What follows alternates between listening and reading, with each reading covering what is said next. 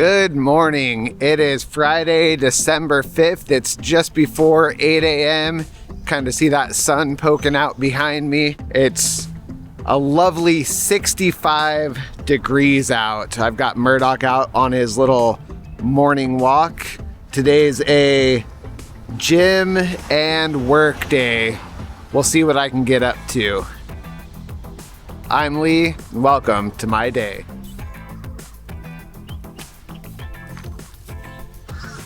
A little morning reminder for everyone to pick up their dog poop. I live in this downtown area, and recently a new apartment building opened up that's quite large, and it is pet friendly for all size of pets. And since that building has been open, I walk around downtown all the time. There has been big old dog poops everywhere, including in the middle of the sidewalks. And people just don't pick up their poop. As a responsible dog owner, you want to make sure you're getting those dog poops picked up, because not only do people step in them, it washes down into the drains, into the water, causes algae blooms and stuff like that. If everyone wasn't picking up their dog poop, what a mess we would have. So clean up your dog poop, people. Here's Murdoch. Hi, good morning. We're gonna get him over to the little dog park and give him a little minute to run around.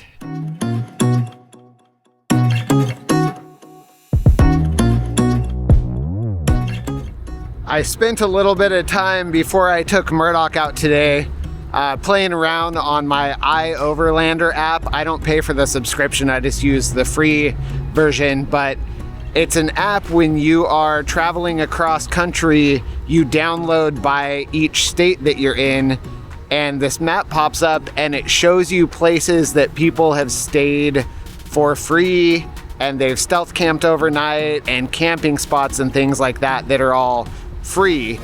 It's really cool to use, and when multiple people use the same spot, they'll all write like, oh, we've used it, it's safe to use. It's really nice to know that there's an app out there. You don't have to just do trial and error, especially when you're going across country and you're going to only be in a place for like 8 hours sleeping or 5 hours sleeping. It's nice having an app that shows like, oh, I've stayed here without any problems. I made myself an actual profile on there that has like a little, picture of me and Murdoch, kind of like my YouTube profile picture, and my name on there for YouTube Lee's Quest. So I'm excited to use it this year for my big cross-country camping trip with my actual name, so I can leave reviews of spots that I've stayed and let people know if they're safe or not. I'm getting more and more excited for my road trip this year to get out in nature, do some off-grid camping, get some peace and quiet. I don't know if you could hear it in my last clip, but because I live in this downtown area of Bradenton, it's not a big giant city, but there is just constant noise. There was a truck backing in with the beeper going off and big loud exhaust sound as I was filming that clip. And as I've been walking, there have been a bunch of cars with super loud exhaust, booming stereos, just a constant hum of a city, which is nice if you're just doing a day-to-day, but there are times, especially in the morning, where I'm like, oh, just a nice quiet walk would be so great. And it's just constantly like noise, annoyingly loud. I almost can't even talk over it on camera. So getting out into nature is gonna feel so good this year. I'm very excited. And by this year, I mean 2026, because we're not taking off until mid-March. So our current path for this trip is looking like we are going to leave from Florida mid-March and head along I-10, which is the southern route for the United States. We think in mid-March it's still going to be pretty cool out. It's a little rough getting out of Florida. And then once we hit Texas and New Mexico, it starts to cool off a little bit.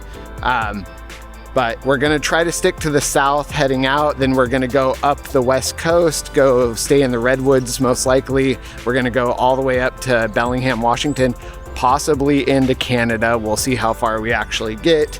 And then when we make our way back, I believe we will be on 40 eastbound because we'll do some old historic Route 66, cruise all the small towns, as long as it doesn't end up being too cold. We're going to be doing a bunch of camping, probably in the desert. We're hopefully going to go back to Sedona, hopefully do the Grand Canyon again.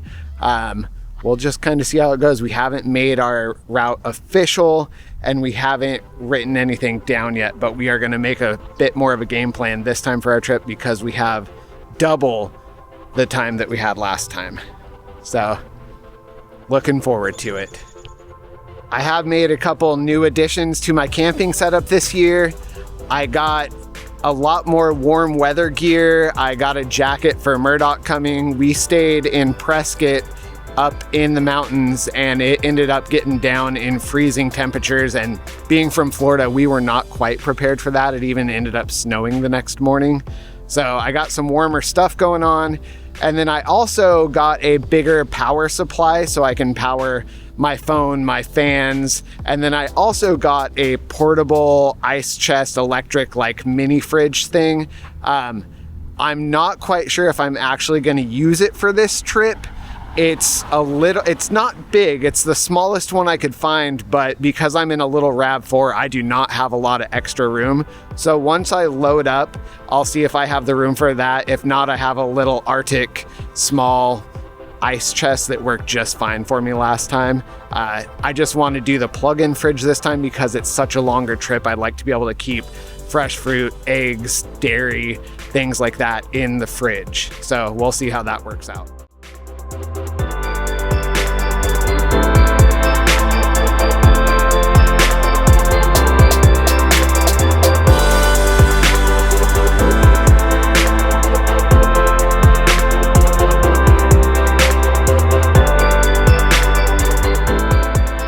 So part of the reason for doing these road trips in my little Toyota RAV4 with the front seat all the way folded back and the bed extending almost to the front is to know what I can fit and function in. And I can fit and function at least for 2 weeks in my little Toyota RAV4. This trip's gonna be 5 weeks, which is significantly longer. It's gonna really put it to the test in the size that I can function in. Ultimately, my goal, if I was to van life full-time, would to be to get a Toyota Sienna. And everyone's like, why not get a Ford Econoline? Why not get a Chevy Express, like a full-size van? Gas mileage. I like to travel literally coast to coast and be able to go whenever I want. So the higher the gas costs, the less movement that I can do. So I'm more comfortable in something with a little better gas mileage. The other reason, reliability. I know Ford Econolines can be very reliable. People put 300,000, 400,000 miles on those. That's awesome. The problem is trying to work on those. I don't know if you've ever worked on a van before, but trying to get into the rear part of the engine, trying to pull spark plugs out, stuff like that, it's a pain in the butt. I do a lot of my work on my stuff myself. So trying to work on an Econoline just sounds like a headache to me. So if I can do this in a little Toyota RAV4, I think a Sienna is gonna feel like a mansion to me. So we're gonna test it out for 5 weeks, see how I do. Again, a Sienna would be an upgrade. I don't have the money for something like that right now, but I got a lot of miles I can put on this little RAV4. It's only at like 103,000 miles. I've maintained it well since I've had it. At 80,000 miles, I'm guessing I could get 200,000 out of it without any major problems. We'll see though, all cars are different. 2005 for RAV4s is a very good, reliable year. It's got a timing chain instead of timing belts. I've done all the brakes, I've done the suspension. So it's a good little car. It's got new tires. I do want some more off-road friendly tires. It's just got some all seasons on there right now that aren't great, but we'll see how I can do in the RAV4. I've got to get my butt into the gym, get a workout in. It's biceps and triceps and abs day. And then I got to pick up a couple groceries and then I got to head to work.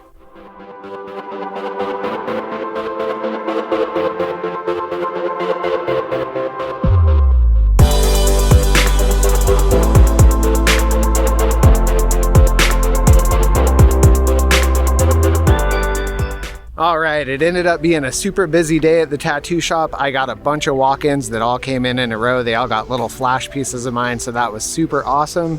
I'm getting out of the shop late. As you can see, it's dark out here tonight.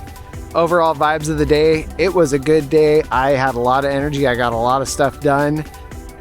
That's all I got for you today. Until next time, have a good one.